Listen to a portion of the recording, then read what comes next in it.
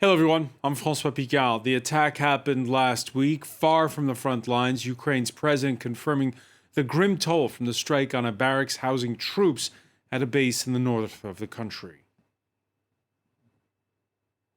Ми втратили за ніч, з цього починається мій ранок. Ви знаєте, сьогодні ми, наприклад, закінчили роботи і на Десні. На жаль, сьогодні статистика на Десні під уламками сьогодні 87 жертв. 87 трупів, вбитих, життів. For more, let's cross to Kyiv and correspondent Gulliver Cragg. That statement by Volodymyr Zelensky at the outset of a speech given to the World Economic Forum in Davos.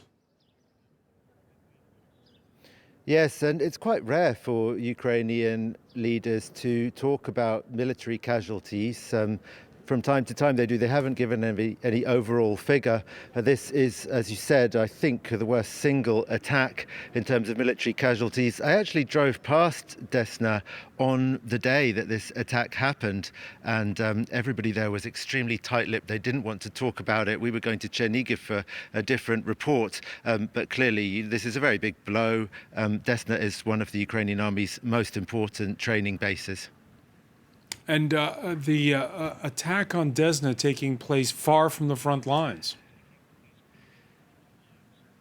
Yes, most of the Russians' firepower is currently concentrated on the front line in the east, in particular in Luhansk Oblast, and most particularly the strategic objective of the town of Severodonetsk and its sister town, if you like, Lysychansk.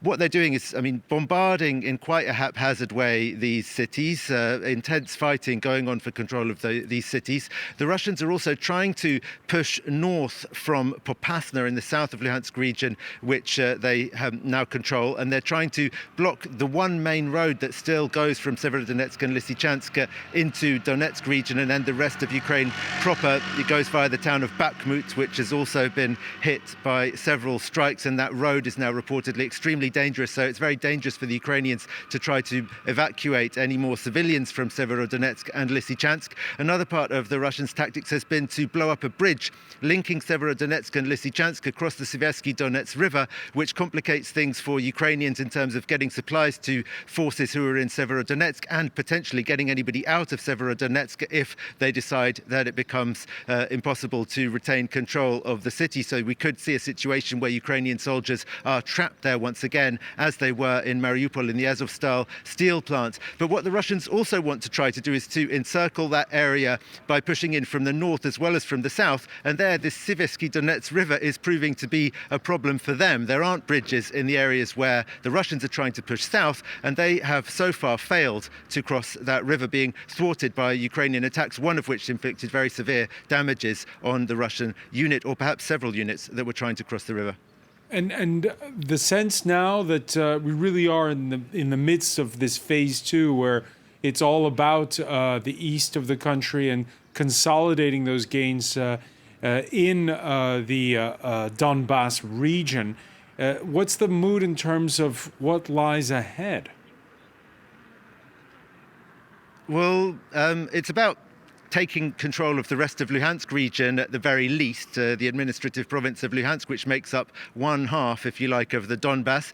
Originally, the Russians were saying that they wanted to take the whole of the Donbass. I think that's still officially their objective, but they haven't made much progress in Donetsk region, with the very important exception, of course, of Mariupol, which has now come under Russian control. That is part of Donetsk region too. Let's not forget, though, that the Russians control a vast swathe of southern Ukraine, in Kherson region, Zaporizhia region, and they're trying to hold those gains too. Some military analysts looking at what the Russians are doing are thinking that perhaps they're preparing for more offensive actions in the south as well.